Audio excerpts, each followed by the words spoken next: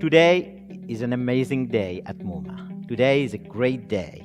We will hear from an amazing person, Marc Randolph. He is a gifted entrepreneur, a business leader, and a mentor to both budding entrepreneurs and CEOs. Marc is the person who can show us all how it takes an idea and run with it until it disrupts the marketplace and becomes a leader in the industry. He is a veteran of Silicon Valley icon who, in 1996, founded a company that you probably have heard of, Netflix. You know the concept, chill and Netflix? That's what we're gonna hear today. He was the company founding CEOs, and during his 8 years with Netflix, he played a central role in his transformation from a very small, tiny DVD by mail homegrown business into a worldwide enterprise that is now revolutionizing popular culture. Although best known for starting Netflix, Marc's career as an entrepreneur actually spans more than 4 decades. He's been a founder of more than half a dozen other successful startups, a mentor to scores of early-stage entrepreneurs, and an investor in numerous successful tech ventures, and an even a larger number, he admits, of unsuccessful ones.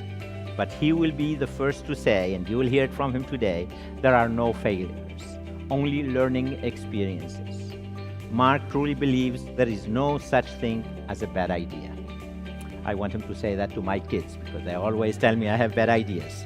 Most recently, Marc co-founded the analytics software company Looker Data Sciences and currently serves as an advisor to multiple other startups, serving alternatively as a mentor, CEO coach, and a board member. We are truly honored, excited, and proud to have him on our campus today. Let me tell you, we are in for an amazing, amazing treat today. So please help me give a very warm USF welcome to Marc Randolph.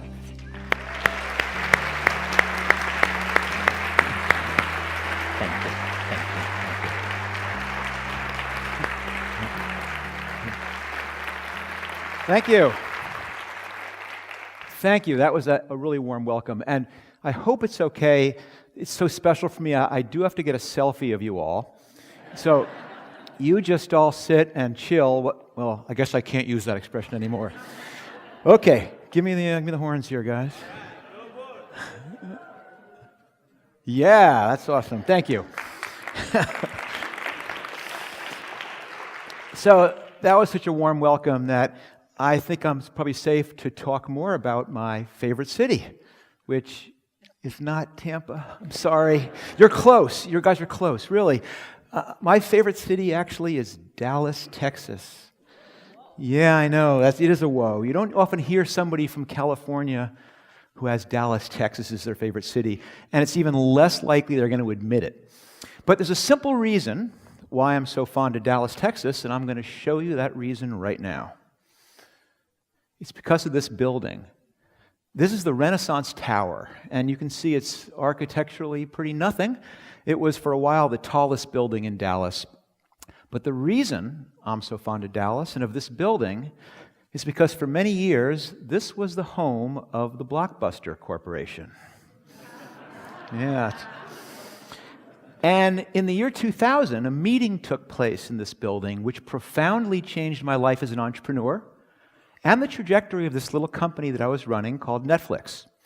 Now, in the year 2000, Netflix looked very little like the company that you see today. We were very young. We were about 2.5 years old. We were small. We were about 100 employees, and I think that year we were on track to do about $5 million in revenue. But unfortunately, we were also on track to have accumulated losses of about $50 million. And you don't need to be a business major to know that that's not a very sustainable situation. And so we decided to do something which entrepreneurs do when they're faced with that kind of situation, is you pursue strategic alternatives. Now, you're all business students, so I'll give you a little vocabulary lesson, and we'll start with an easy one. When someone says he's leaving to spend more time with his family, yeah, that means they're canned his ass. When someone says, we're pursuing strategic alternatives, it means we've got to sell this sucker and fast.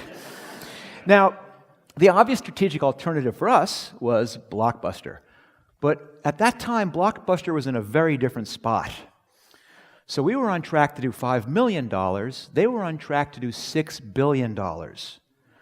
We had 100 employees. They had 60,000 employees. They had 9,000 stores. So when we called them to try and get a meeting, when we texted them, when we emailed them, nothing. Not a peep. Until about a few months later, as it so happened, we were on a corporate retreat, and it was in a little resort in the hills outside of Santa Barbara, California. And you probably know that in California, things are pretty casual. And so when you go on retreat, you got to work at it to be casual. And so I think I had brought with me flip-flops and shorts and T-shirts, and that was it. And that's when Blockbuster called and said, "We will see you tomorrow morning in Dallas." We're going, oh my God, how are we going to get from here to Dallas by tomorrow morning? So we did that thing, which is the prudent thing. If you're $50 million in the hole, you charter a private jet. I think the accounting students call that a rounding error. And off we go, and in the cab, and up to this building, and up the elevator to the 26th or 27th floor, and they usher us into a room which seemed like it was the size of the auditorium. Huge conference table in the middle, which I'm sure was made out of some kind of endangered hardwood or something.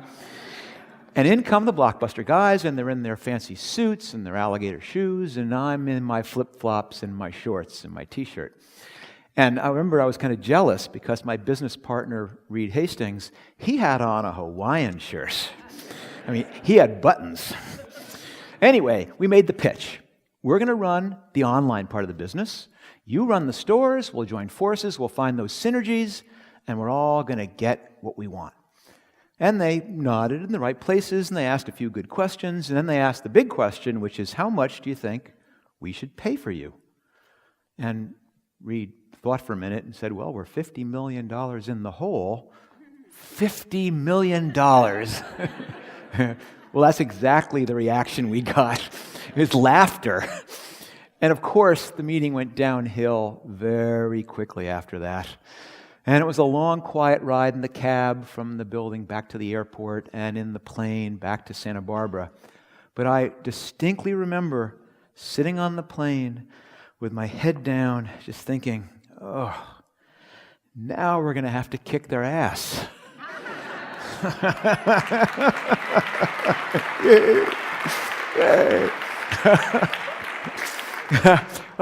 And we did.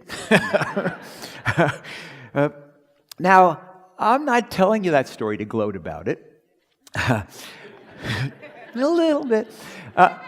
I tell that story because in some ways it's an incredibly inspiring story, isn't it? That just a handful of people with no experience in the video industry can take down a $6 billion category-leading company. But you know, I speak to a lot of corporate audiences, and I can assure you, they take away something very different from that story. Because if you're the entrenched organization, it says something different. It says, you never know who's coming after you. They may not even be in business today. They're going to come after that organization, not attacking them where they're strong. They're going to attack them where they're weak, where they can't go, or won't go, or are scared to go. But what it really says is, big or small, if you're unwilling to disrupt yourself, you are leaving things wide open for someone else to disrupt your business for you. Now, Netflix, of course, was a pretty disruptive story. But, as he mentioned, Netflix was just one of 7 startups that I've had a hand in starting. And since leaving Netflix about a dozen years ago, I've had a chance to work with scores of other early-stage companies, with hundreds of early-stage entrepreneurs. In my role as an angel investor, I have heard countless pitches and followed their trajectories. And through all of my own companies, through all the ones I've advised, through all the ones I've invested in, all the pitches I've heard, I've found one common truth to all of them that helps explain What leads them to be successful or unsuccessful? What allows big companies to thrive? What allows them to fail? And first, I will dispel some myths about what it is not. To start, you don't need to be in Silicon Valley. I travel... I would say you don't need to be in the Bay Area, but that has a different meaning here, doesn't it? I travel all over the world, and I work with small companies and big companies, and it's amazing the innovation you see. I was just down in Buenos Aires. I was in Kuala Lumpur. I was in Seoul. And you see the tremendous innovation taking place. I'm in little towns in the United States, big cities. The internet has democratized everything. Innovation can happen anywhere. You do not need special skills. I hate to break it to you, you don't necessarily need an MBA. You don't need a computer science degree. One of my favorite entrepreneurs dropped out of college. He fought forest fires in Montana. He drove an ambulance in Los Angeles and then started his company. Another played in a ska band for 10 years. He has dreadlocks down to his waist. And he began a music streaming service. Another of my favorite entrepreneurs was 17 years old when he started his company. You don't even need to be particularly smart. Some of the best entrepreneurs I know were not the A students or the B students. They were the C students. And I know that all of you know this because you know what it's like. You know that in high school, there's all this pressure to take the right classes and to get the top grades and to get into the right college. And then once you're in college, you've got to get the right grades there so you can get in the right graduate school. And unfortunately, unless you're really careful, you end up leaving school with all the risk-taking squeezed out of you. But that's what you don't need. What are the common denominators? I think there's two, and I think they're surprisingly simple. First, you do need that tolerance for risk that everyone's always talking about. But I don't mean scary and dangerous risk like the picture. I mean the type of risk-taking that comes from starting down a trail without being able to see around the corner. It's the risk-taking that comes when you're traveling and you order something off the menu but have no idea what you're going to get, but you'll see. You have to be willing to start before you know where the path leads. And if you wait until you've figured out every twist and turn, you are way too late. But you cannot wander aimlessly. You need to have some guiding principles. You need to have some direction. You have to have an idea. But as I'll explain later this afternoon, not just one idea and not 5 ideas. You need the capacity to come up with hundreds of ideas, if not thousands of ideas. But they don't need to be big ideas. Mark Zuckerberg, he just wanted to meet girls. And that led to Facebook. And my son was only 8 years old when he started his first company. When he figured out that the candy bar that he could buy for 10 cents at the grocery store could be sold the next day at school for $1. It was candy arbitrage.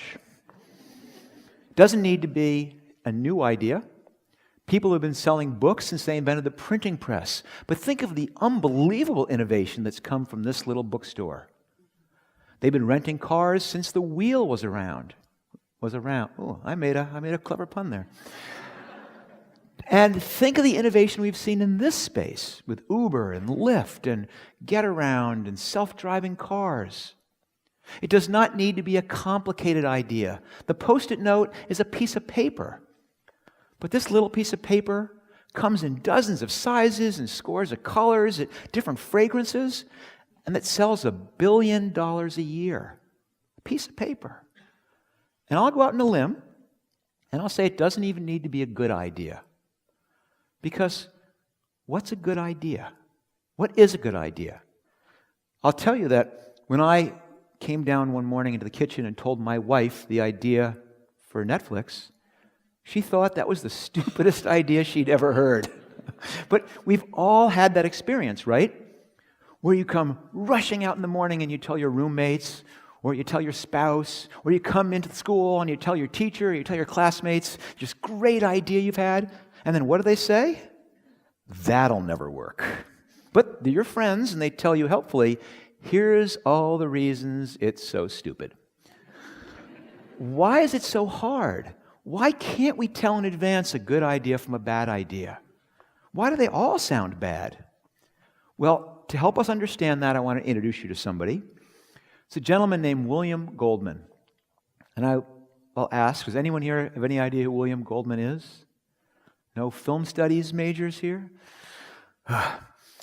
William Goldman is a Hollywood guy, and he's a Hollywood writer. And if you don't know his name, maybe you know his work, because people of my generation know him for writing a movie called Butch Cassidy and the Sundance Kid. Maybe you know him for writing a movie called Princess Bride. There we go, that resonated with somebody. But he's written probably 24 movies in all. He's won 2 Academy Awards for screenwriting. But what's ironic is that he's most famous for writing 3 words. And what he wrote was simply this: nobody knows anything. Nobody knows anything. Now, he was referring to Hollywood, and that nobody knows how well a movie's going to do until after it's done it. That you can have a top director, you can have the most bankable stars, you can have this award-winning script and end up with a complete financial flop. But on the other hand, you can take a first-time director, you can take amateur actors, and you can take no script at all and end up with Blair Witch Project, which costs $35,000 to make and has grossed $250 million. Nobody knows anything. And it's true in Hollywood, but it's true any place that people are coming up with new ideas. I mentioned before that I was involved with 7 startups. Now, 2 of the companies in this list have billion-dollar-plus market caps. 3 of them had IPOs. 2 of them were acquired. 1 was a complete flop. But if you had asked me or anyone else which is which, I guarantee that no one could have told you on day 1.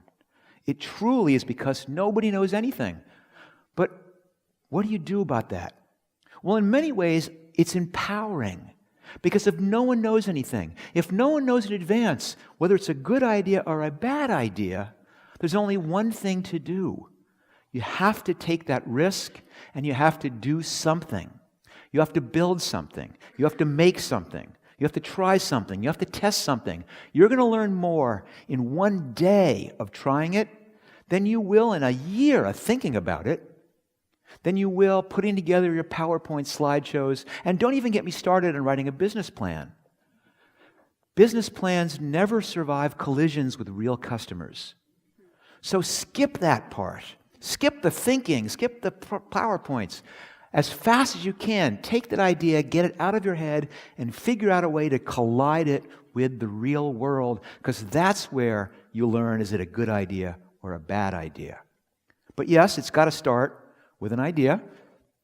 And I know most young people don't get stuck with this, but surprisingly how many people say, I don't even know what to start. What's the idea? And I'll tell you a few things about where ideas come from. Now, those of us who, those of us who actually do it for a living have some tried and true techniques. For example, we do look at new technologies like mobile or IoT, or my most recent startup, as you mentioned, is a big data startup. We'll look at current trends like healthcare or climate change or changes in education. We look at new business models and say, can I apply a new business model to an old problem? But there's a much easier way. There's a way that you can come up with ideas which is fast and easy and which every single person here can use today to come up with an idea. And it's simple. All you have to do is look for pain. All you have to do is begin to see the world as an imperfect place, to train yourself to see flaws. But don't try and solve global problems. Don't worry about literacy in sub-Saharan Africa, or don't worry about malaria. Someone else will take care of that. Think about the things you know well, that you see in your life, that you may see in your jobs, that you see in your classes. Think about what you know well. You see, contrary to popular belief, they don't spring out of thin air. And to give you an idea of how you can use looking for pain to find ideas, I'm going to tell you about a job that I had. And this is a job I had 40 years ago when I was in college, and I was a house painter. Now, 40 years ago, things were very different. No internet, no Wi-Fi, no streaming video, no self-driving cars, no Apple Watches, none of that stuff. Our biggest innovation was we finally had wireless remote control for the television, but we still only had about 12 channels. And then, when you drove to the hardware store to buy paint, paint used to come in a container like this one. I know, it's shocking, right? All right, now we're going to fast forward 40 years to this last summer, and I was painting my daughter's bedroom. And I had to go to the hardware store to buy the paint. And we do live in a different world now. Now we do have all these amazing innovations. We have Wi-Fi, we have web browsers, we have self-driving cars. In fact, we have Wi-Fi and web browsers in the self-driving cars. And I was self-driving myself to the hardware store to buy the paint, and it was fascinating because now paint comes in a container that looks like this one. 40 years, no change. Now, is that because they've determined this is the ne plus ultra of paint delivery? Well, boy, I hope not, because anyone who's worked with this thing knows how flawed it is. I mean, to start, you've got to open it. And luckily, there's a very specialized tool they use to open cans of paint called screwdriver, right. I mean, can you imagine if you had to get a screwdriver to open other packaged goods like my Coke? Where's my screwdriver? It's okay. I do own a screwdriver. So you pry the lid off carefully, and now you've got this lid covered with paint, which you've got to carefully put in the corner on newspaper so you don't step in it or make a mess. And now you have to stir the paint. And luckily, there's another specialized tool for stirring paint. It's called a stick. And the stick works surprisingly well. You stir the paint, but now you've got this stick covered with paint, and so you've got to get the paint off the stick, and you do that thing where you iteratively put it back in, pull it out, then put it back in, pull it out. Okay, put it with the cover. Now I've got to pour the paint, and you can see it's got an easy pour spout. So you pour it, and it actually goes in pretty well, but then when you tip the can back up, two things happen. One, unless you're very careful, paint spills down the side of the can where it gets in your hands, and your clothing, and the floor. But also, some paint fills up this little rim of the can. And more about that later.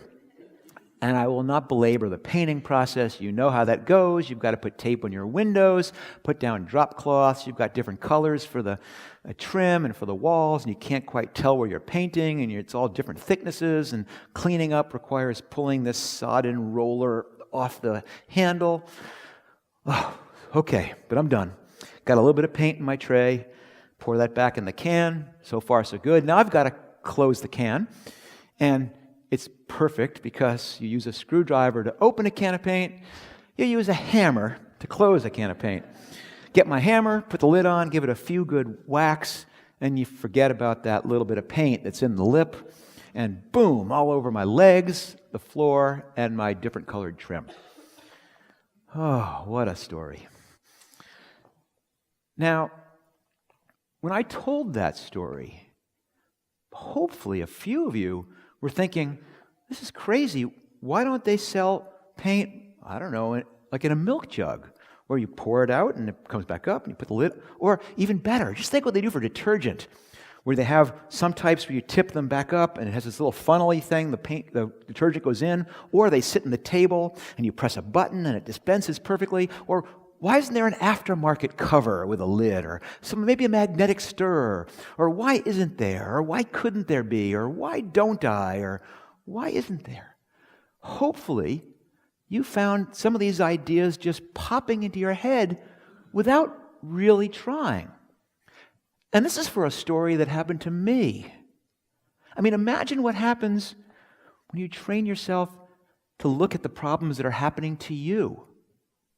Ideas do not spring out of thin air in some kind of mythical eureka moment. The idea for Netflix, for example, did not come from some moment of anguish over a late fee on a movie. We were looking for that idea for a long time. It was buried in a big pile of bad ideas. And we didn't even find it in a video store. In fact, the idea for Netflix, we found carpooling. Now, this story goes back even further, more than 20 years ago. And two friends and I had started a very small, very geeky software company. And we were working happily on it for about 8-9 months. We were in beta, so we didn't have any customers yet. It was an idyllic time. And then suddenly something amazing happened. We were acquired. And it was a great outcome. The investors made some money. Our stock options were all of a sudden worth something. And we all got jobs at a bigger, geekier software company. And there was a special bonus. Because it turns out that the CEO and founder of this bigger company was a guy named Reed Hastings, who happened to live in the same town as I did. And so Reed and I began carpooling to work each day. And we did this for maybe another 6 to 8 months, and then lightning struck again. An even bigger company bought our big company. And once again, great outcome. Our investors made even more money. Our stock options were worth even more. But one of the best outcomes of all was that I got fired. But I did not get fired in that walk of shame way. You know, we were walking across the parking lot carrying your office supplies and everyone's kind of looking out the window at you. I was fired in the Silicon Valley golden handcuffs kind of way, where they bring you in and say, Marc, due to redundancies in force, which is another one of those euphemisms, which means you're getting canned. Due to redundancies in force and due to the time period it's going to take to affect the merger, blah, blah, blah, and I'm kind of toning it out, thinking about what I'm going to have for dinner or something. And then all of a sudden it comes into my head that something different about this. And I said, wait, stop. Wait a minute. So what you're saying is, I have to come to work for the next 6 months or so. And they go, yes, that's what we're saying. And I go, I know. Okay, and you're going to keep paying me, and my options are going to keep vesting, and I'm going to have all my benefits. Yes, of course. And I can stay in my office with my fast internet connection and my whiteboard. Yes, nothing changes. But I don't really need to do anything? Well, no, just be available. I said, well, sign me up for that job. I'm going to use that time to start my next company. Now, Reed was in the same boat. He also was being made redundant, but he didn't want to start another company. He wanted to change the world. He was deeply into education reform, and he was going to go get a doctorate in education so he could go off and do that. But once you're an entrepreneur, you're always an entrepreneur, and he wanted to keep his hand in the startup game. So Reed and I agreed that we would come up with an idea together. That Reed would be the angel investor, that I would start and run the company, and we'd both get exactly what we want. But we needed the idea, and here is how we looked for it. Every morning, Reed would pick me up in his car. That's not his car. I know you all think that every car in California looks like that. They're either that or a Volkswagen Bug. In his car, and together, we would carpool up and over the Santa Cruz Mountains to our office in Sunnyvale. It was a commute of about 45 minutes to 45 hours, depending upon the traffic. And on the drive, we would brainstorm ideas, and we'd think about new technologies, we'd think about current trends and business models, and yes, we'd look for pain. And then I'd gather up all the ideas, and I'd take them in my office, and I'd spend the day with my fast internet connection and my whiteboard researching these ideas. And at the end of the day, I'd get back into Reed's car, and we'd drive home over the mountains back to Santa Cruz, and I'd debrief him on what I'd learned. And we did this with hundreds of ideas, all kinds of ideas. And there was something interesting we noticed. We noticed that the half-life of an idea was really short. It was about 24 hours. And you guys are business students, so maybe you weren't paying attention in your physics class. But what that means is that if you start off on Monday morning and you have 16 great ideas, all full of hope and promise, that a single day of testing them out, probably half of them are going to go away. By Wednesday, you're down to 4. By Thursday, probably only 2 of them are left. And if you're lucky, maybe by Friday, maybe one of the original 16 is still viable. And I'll point out that one of the ideas that came up out of this whole process was video rental by mail. $8 billion category. But maybe you guys remember this, but originally back then, when you rented a video, it came on a VHS cassette. Big and heavy, fragile, expensive. And so it didn't take a lot of analysis for me to figure out this is a non-starter. And back to the drawing board. But then, just 3 or 4 weeks later, when Reed picked me up, he told me about this new technology called the DVD being test marketed. It was thin, it was small, it was light. And that gave us a new idea. So we turned the car around mid-commute, went back to Santa Cruz, went to a used music store and bought a used CD, then went a few doors down to a stationery shop and bought a little pink gift envelope, the type you put a greeting card in, put the CD in the envelope, addressed it to Reed's house in Santa Cruz, put a stamp on it, and dropped it in the mail slot, and went to work. And the very next morning, when Reed picked me up, he didn't even say anything. He just held up this little pink envelope with an unbroken CD in it that had gotten to his house in less than 24 hours. And that was the moment we said, this just might work. And then my job changed. Now I was spending less time looking for less time looking for an idea, and more time trying to validate it. How many DVD players had been sold? How many DVDs were there going to be? What did they cost? What kind of website would we need? How much would that cost? How long would it take to build it? How much money? How many people? But no matter how much I researched, I could never really figure out the one thing I needed to know, which is anyone going to care? And if they care once, will they ever care again? I got to that point that every innovator gets to, where you have to make a decision to move forward, where you can't see around the corner, where all you have is incomplete, or inconclusive, or even worse, contradictory information, and you have to make a decision. And we did. Reed wrote us a check for $2 million. We took that risk. We stepped off the edge. I hired a dozen people. I got a small office. We spent 6 months building an e-commerce website that most of you could build in an afternoon. And on April 14th, 1998, we launched the company called Netflix. Now, yay! I'll take the applause for that. Now, just by looking, you can tell that the Netflix back then was nothing like the one you know now. I mean, to start, it was DVD only. There was no streaming video. If you wanted a movie, we mailed it to you. And after you watched it, you put it back in that little red envelope, and you mailed it back to us. There was not a lot of innovation here.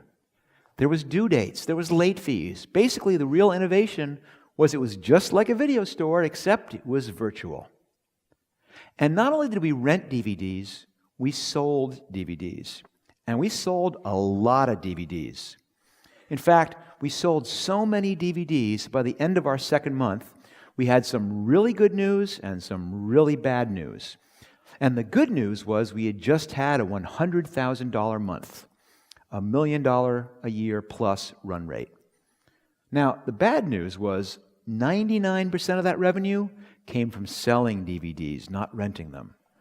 And we knew that selling DVDs was a commodity. We knew that Amazon was about to enter. We knew that after that there'd be Walmart and Kmart and every other kind of mart. And little by little, our margins would be eroded down to zero, and slowly but surely, we would be out of business. Now, rental was promising. It had potentially high margins. It was operationally complex, so defensible. But there was a problem with the customers, which is that they hated it. We could not get anyone to rent from us, and if we managed to convince someone to rent from us, they would never come back a second time. But worse, doing two things at once was really hard. It was confusing because, for example, some of the movies, yes, you could rent and sell, but some movies you could only rent. Some we could only sell. Just think of our checkout process. Think of designing the warehousing, the operations, the shipping and receiving, the back-end financials. Everything was made more complicated by doing two things at once. And we said we have to focus. We've got to pick the one thing that'll make a difference and get it right. But that begged the question of which one. Do I focus on making our sales stronger, which was paying 99% of our salaries? Or do I focus on rental, which if we could get it right, could be a huge business, but was showing absolutely no promise whatsoever? And you probably can guess which one we chose. And on one singular day, we turned off selling DVDs entirely and bet everything on rental. Now, I'm going to point out something here, which is that when in a single day you walk away from 99% of your revenue, it has a way of focusing your mind. And from that point on, we were desperate to figure this out. We had to find that needle in the haystack. We had to find how to make that one person who might want to rent from us do it. And I had lots of ideas. I had lots of things I wanted to test, but I was a bit of a perfectionist, and so our first tests were works of art. We would do custom photography. We would lovingly craft every word a copy. We'd send it off to be edited and spell checked. We'd check every link. We would stress test the site, and it would take us a month, and then we would launch the test, and it would fail. And we'd say, wow, we just wasted a month. Maybe we should go a little faster. So we'd do a test in 2 weeks, and it would fail. All right, faster. We'd do a test in a week, and it would fail. Then a test every 2 days, and then a test every day. And pretty soon we were doing multiple tests in the same day. And as you can imagine, going that fast, things were starting to look a little sloppy. Like we would have misspellings, we'd have typos, we'd have the wrong image. Or if we had the right image, it might have the watermark still in it. We would have dead links. We would crash the site. But didn't make a difference. Didn't make a difference because we realized that if it was a bad idea, that even this perfectly crafted test wasn't going to make it a good idea. But if it was truly a good idea, then even terribly implemented, people immediately raised their hands. If we crashed the site, they'd keep rebooting, trying to make it work. They'd try calling us. People would literally come to the office. They'd make it very clear that this was something they wanted. And then we knew exactly what to focus on and what to fix. And it was a huge insight for us. And the insight was that it was not about having good ideas, that ideas didn't count for anything. It was about building a system and a process and a culture to come test lots of bad ideas. And it turns out that success is proportionate to how many ideas you can test. And the amount of ideas you can test is proportionate to how quickly and cheaply and easily you can test them. And the key, you probably can answer this one, to how you do it quickly and easily and cheaply is also simple. You just have to fake it. And I don't mean the fake it till you make it, which I hate that expression. I do not mean minimal viable product, which is still too much. I mean you have to try something without actually doing it. Try it without doing it. Perfect sense, right? It's something I call validation hacking. And I know it's hard to understand, do it without doing it, so I'm going to give you an example. And this is a company that I worked with several years ago in San Francisco called Easy Fridge. Young entrepreneur, about your age. He was one night at a party in an apartment in San Francisco on a weekend. It was raining, and something happened to him, which has probably happened to all of you, is they ran out of beer. And they began arguing about whose turn it was to go out in the rain and find an open liquor store and buy more beer. And he's an entrepreneur, and he goes, aha, pain. And then came the idea. He goes, my phone knows exactly where I am. My phone can store my credit card. My phone can know where the open liquor stores are. My phone can know my favorite brands, and voila, I hit the button, and the beer shows up. Now, an old way of processing that, or even a minimal viable product way of testing that, would be you hire an engineer, you raise some money, you build a simple working prototype, you test it, you line up a few liquor stores. He didn't want to do any of that, didn't want to raise any money, didn't want to find a partner to help him code it. And he said, I don't need to test all of it. Do I wonder whether my phone knows where I am? Of course not. Do I wonder whether people will trust me to store their credit card? Of course they're going to trust me for that. What he wondered was, again, is anyone going to care? Are there going to be orders all concentrated over a narrow period of time or come in over the whole week? Are they big orders or small orders? Is it a repeat business or is it all one shot? And he figured out a clever way to test his idea without doing it. And what he did, he printed up a business card that simply said, need beer? Call me, with his phone number. And he stood outside apartment buildings on weekends, and whenever the right demographic came in, he gave them a card and said, hey, if you need beer tonight, call me. And he went back, stood by the phone rang, he took the order, went to the liquor store, bought the beer, got in his bicycle, came up to the building, put on a Viking suit, don't ask, went up in the elevator and delivered the beer. And you know what he found out? Bad idea. Everybody was drunk, it was always 1 o'clock in the morning, there were tiny orders. But by colliding his idea with reality quickly and cheaply and easily, he discovered that immediately. And more importantly, by colliding the idea with reality, he began learning. In fact, someone said to him, well, this is kind of neat that I get the beer at night, but I'm an office manager, and we do these big parties, and I'm always carrying cases of beer and cases of wine up the stairs. Maybe you could deliver to the office. And he tried that. Bad idea. But he collided it, and again someone said, would you perhaps consider delivering to my house? And that worked. And he did that for a while and began capturing all kinds of data and getting all kinds of real customer experience. And based on that, he could raise his money, hire his engineers, and start his company. Doing it without doing it. Now, Netflix was certainly validation hacking too. But you get to a point where you're running out of time, you're running out of money, and we had 3 big ideas we wanted to try. The first thing we noticed was that we had a warehouse full of DVDs, hundreds of thousands of DVDs, and we said, why are we storing them in our warehouse? Why don't we store them in the customers' houses? How about if there's no due dates and no late fees? Mail it to them, let them keep it as long as they want.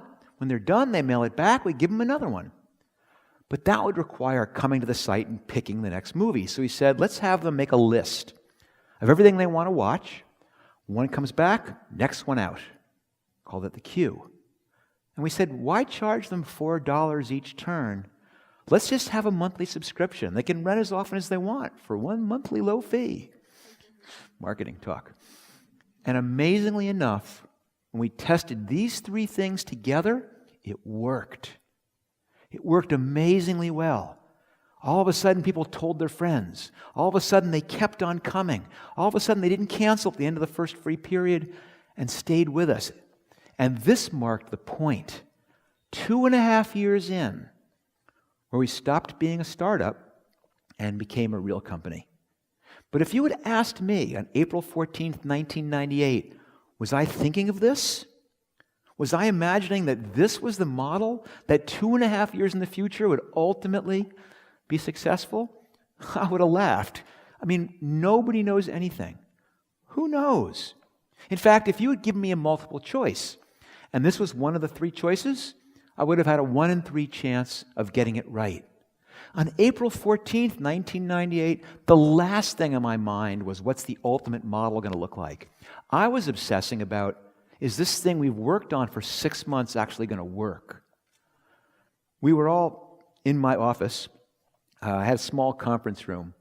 And at one end, we had a table with a computer on it. And our CTO had rigged up the computer so that a bell would ring whenever an order came in. And at the other end, we had a table and also had a big tray, a big bucket, ice bucket with champagne glasses and champagne bottles so we could toast our success. And at 9 a.m., Eric Meyer went over and hit a few keys, and we were live. And we all kind of stood around anxiously looking at each other. But we didn't need to wait long. All of a sudden, ding! Our first order, and we cheered, and we went over and began opening up the bottles of champagne, and in the middle of the pour, ding, ding, ding, 3 more orders, and we were clapping each other on the back. We're going to be rich. We were so excited. And then ding, ding, ding, oh my gosh, and we're all talking and laughing, and a few minutes go by, and all of a sudden we go, boy, it's kind of quiet. The bell hasn't rung in a few minutes. Is it plugged in? And we had crashed all of our servers in the first 15 minutes. So rather than my memory of April 14th being toasting my success with champagne, I remember pushing a shopping cart up and down the aisles of an electronics store while our CTO piled in all the components we would use to limp our servers along that long first day. But we got through, and we ended day one with 100 orders. 100 orders.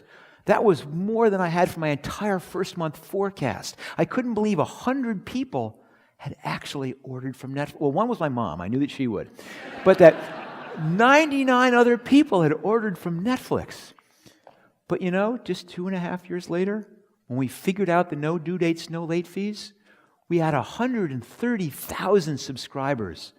That was way beyond anything I ever imagined for Netflix. But of course now we have 139 million subscribers. We have subscribers in almost every country in the world. We make our own movies. We make our own television series. Netflix has even become a verb. I mean, it is so far beyond what I imagined for this company, you cannot believe it.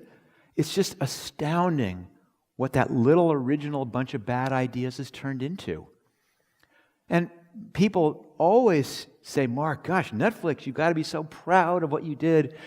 And it's always a weird thing for me to think about, because in one way I'm proud, but I'm proud the way you are of your kids, where you're certainly proud of what they've done, but you're not quite sure what your role was in what they've done. Like when I think about Netflix, I wonder, is it because I was smart? And no. As I think I've told you, of all the ideas I came up with, almost all of them didn't work. Maybe it's something else. Maybe I'm proud of being persistent. Well, that's true, because you don't keep trying idea after idea after idea without some measure of persistence. But the thing that I'm actually most proud about is something very different. I'm proud of my optimism. And I am an optimist. I'm a true believer. I am not a glass half full optimist. I'm a glass overflowing optimist. I mentioned earlier that I do some angel investing, and I will share with you, I'm a terrible angel investor. And I have no excuse. I mean, I see so many deals. I have great deal flow. I can evaluate the technical stack. I can tell whether they're undercapitalized. I can evaluate the team. But I've got a character flaw. I'll be sitting at the table listening to the pitch, kind of shaking my head. And then before I know it, I've leapt up involuntarily and grabbed the whiteboard marker, and this just might be how we can make it work. I'm a believer, and I like every idea that I hear. That is not a good formula for being an angel investor. So, earlier when I said that you only need 2 things, I was not being fully forthcoming. You do need 2, but actually you need a third. So yes, you do need the tolerance for risk. That risk-taking is fundamental, and unless you're prepared to take that first step and not know where you're going, but take it anyway, you're never going to start. And yes, you do need an idea. In fact, as I think I've told you, you don't just need one idea. You need the ability to come up with hundreds of ideas, because nobody knows anything, and no one knows what's going to work until you try it. So the most important thing you actually really need, you need confidence. You need this belief in yourself that, yes, I am going to figure this out. Some of the best advice I ever got was, don't fall in love with your idea. Fall in love with the problem. Learn that problem, know that problem, and believe that you are the person who can solve it. Because the reality is that when you get that idea and you come running into the dorm and tell friends, or you run to your class and tell classmates or your teacher, or you tell your board or your employees, and they say it'll never work, the truth is that most of the time they're going to be right. But you have to think, not this time. I'm going to figure it out. And I know that you guys can figure this out. Seriously, you are smarter than I am. You are better prepared than I am. You're harder working than I am. And if I can stumble into this, anybody can do this. Anyone can do it. Now, I want to close this afternoon by introducing you to one more person. And maybe he's a bit better known than William Goldman. A gentleman named Nolan Bushnell, considered the father of the video game. He was the founder of a company called Atari. But since leaving Atari, he's gone on to found 18 other companies. He is an entrepreneur's entrepreneur. But the reason I wanted you to meet Nolan Bushnell is because he said something that's always resonated with me. And what Nolan Bushnell said was this: everyone who's ever taken a shower has had an idea. But it's the person who gets out of the shower, dries off, and does something about it that makes the difference. So take this to heart. And the next time, whether it's today, tomorrow, next week, next month, that you have that great idea, don't just think, that'll never work. Get out of the shower, towel off, and do something about it. And if you take that idea and you come running in and tell your friends, or you come running to school and tell your classmates, or you tell your teacher, or you tell your boss, or you tell your employees, and they tell you that'll never work, well, you should call me, because as you know, I like every idea that I hear. Thank you so much for your time this afternoon.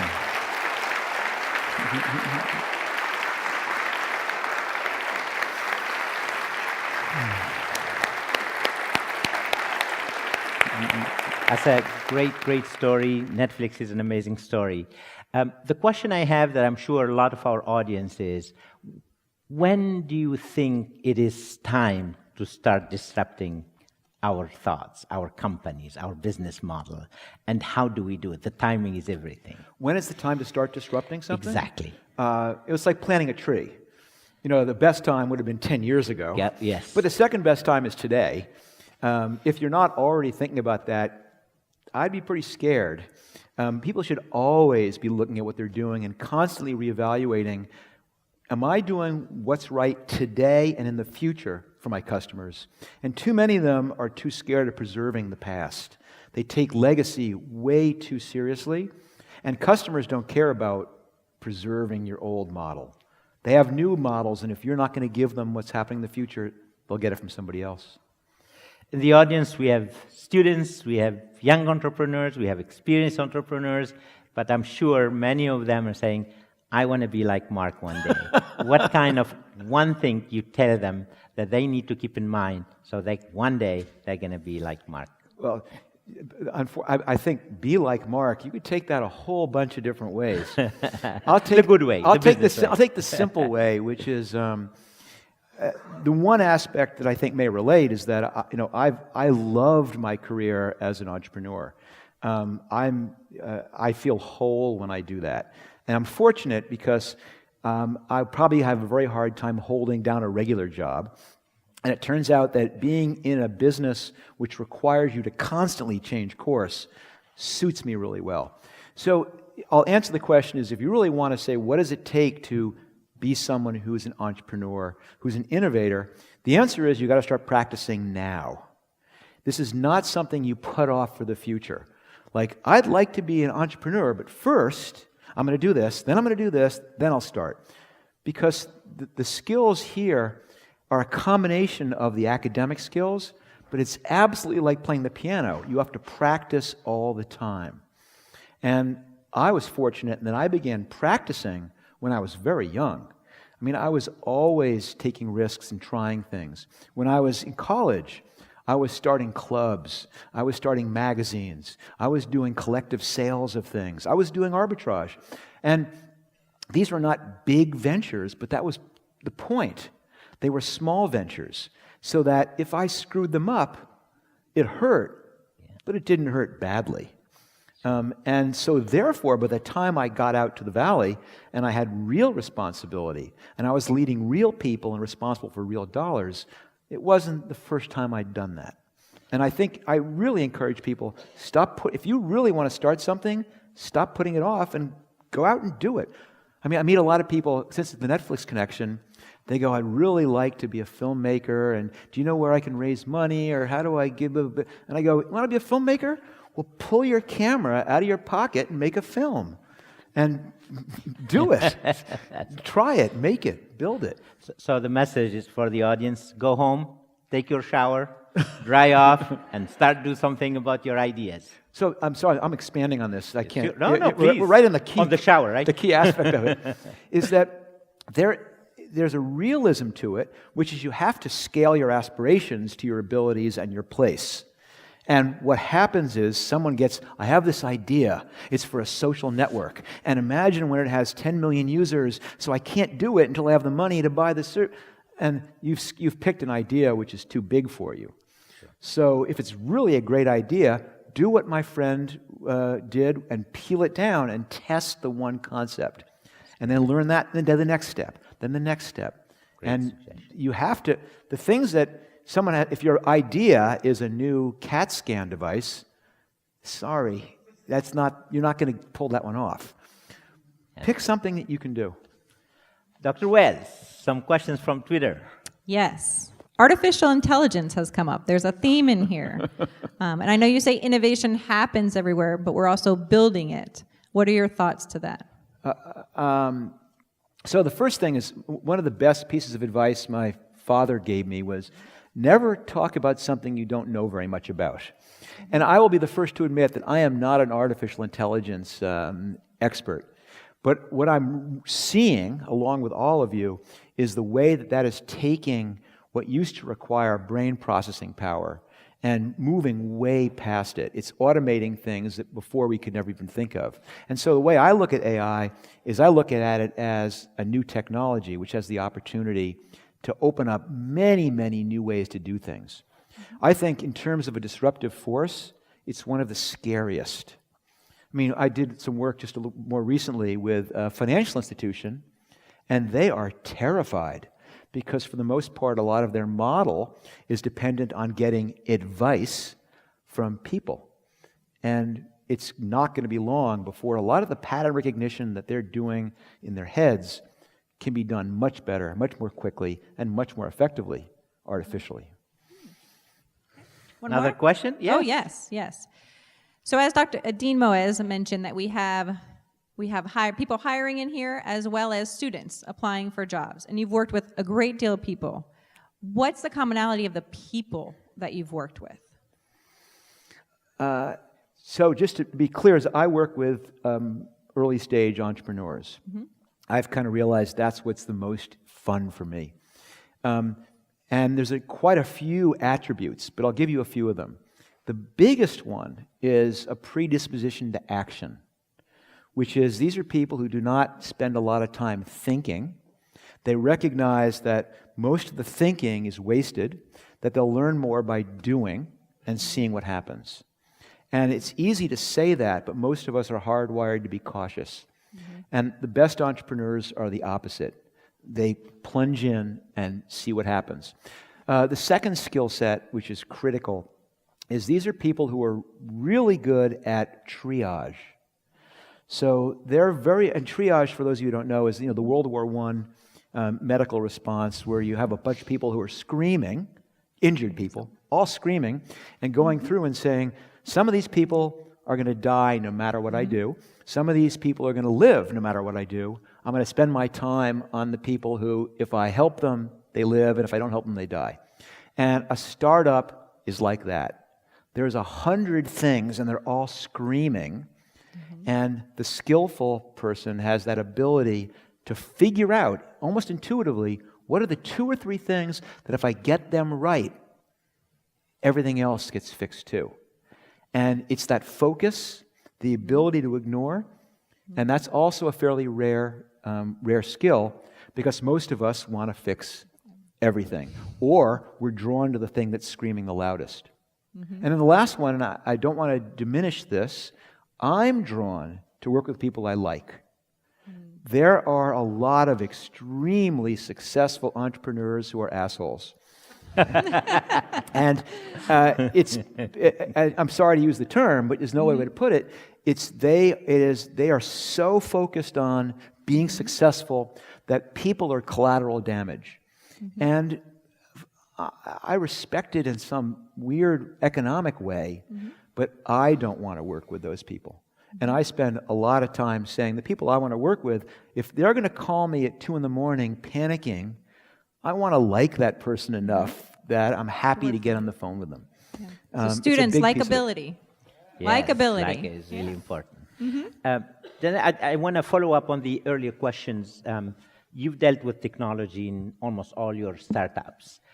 Marc, can you share with us your predictions, your thoughts on how, what would technology look like in 10, 15 years? What would it be the impact on jobs, on society? We talked earlier before the event, it's like, well, now we're training students for jobs probably they do not even exist now. What are some of your thoughts?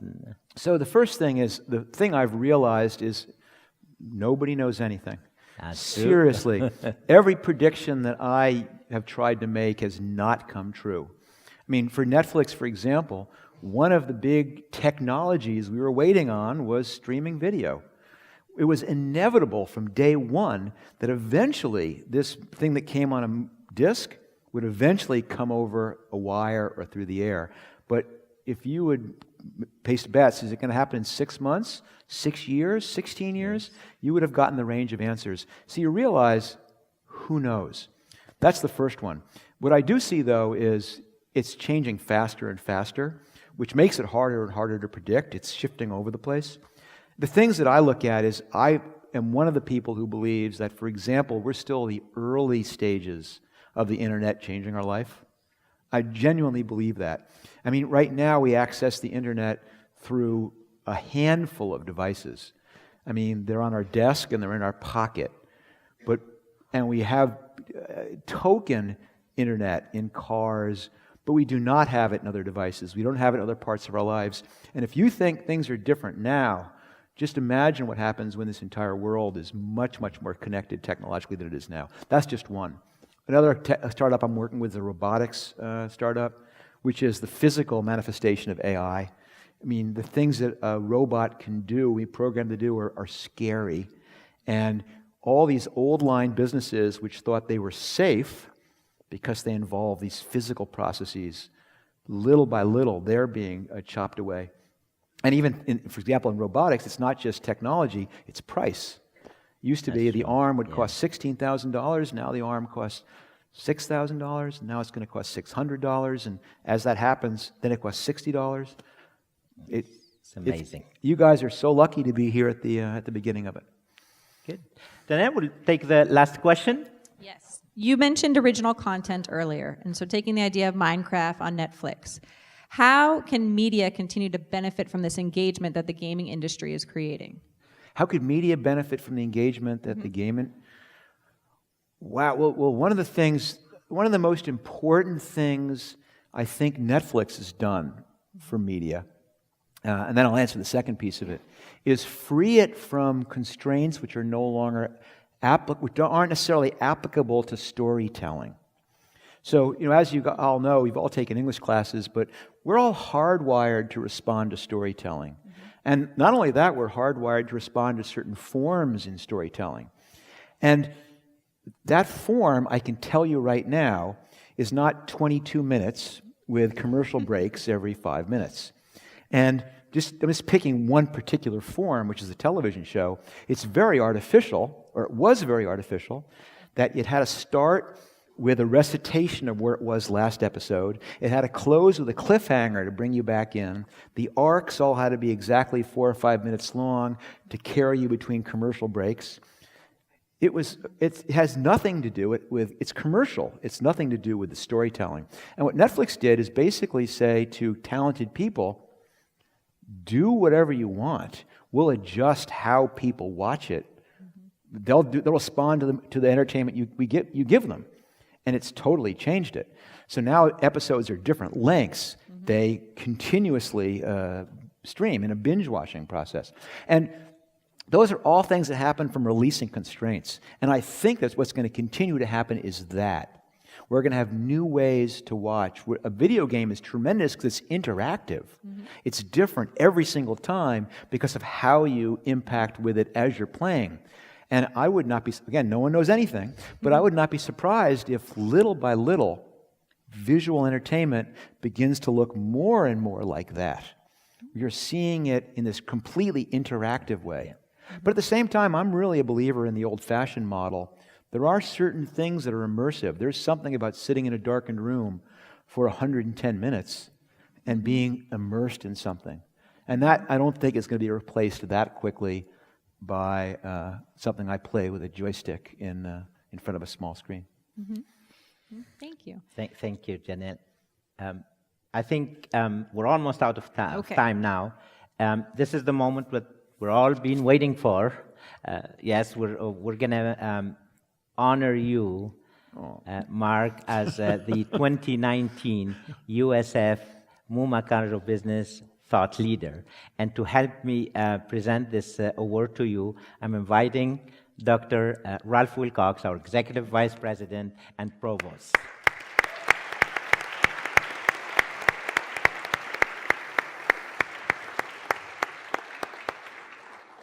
Now, this has been just an incredible couple of hours here. I hope you've enjoyed it. Let me just say, I'll be interested to know what your takeaways are. You know, for some of you, it'll be nobody knows anything. For others of you, it'll be tolerance for risk and ideas and confidence. One of my takeaways is that C students can be great entrepreneurs. Dean Lamam, you have a chance yet. Yes. And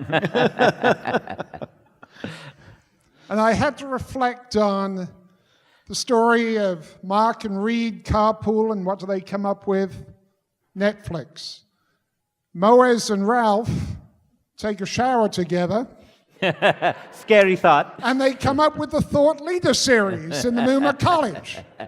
It's the best we could do, but I hope at least you have found this second presentation in the USF Muma College of Business Thought Leader series as incredibly inspirational as I have. Marc, thank you for your generosity in sharing your ideas. Marc?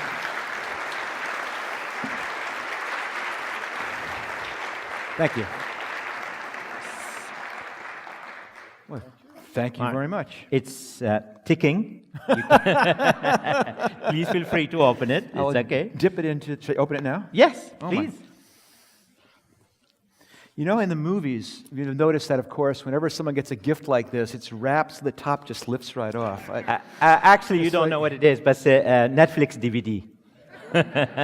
Oh, check this out. Yes. This is beautiful. Oh, here, show it right This here. is the official Muma College of Business board. And it's analog, an analog clock. Marc, actually, we have something else that you really cannot buy from any stores. Something very special. You've seen our volunteers coming there with this one. Yes. So this is and Thought Leader. In the bag, you will see the instruction on how to use it. Tonight, at exactly 10 p.m. in your hotel room, you turn off the lights, you put it on, you make a wish, the wish will come true. If it doesn't, you call Provost Wilcox. Thank you very Thank much. you. Thank you. Thank you.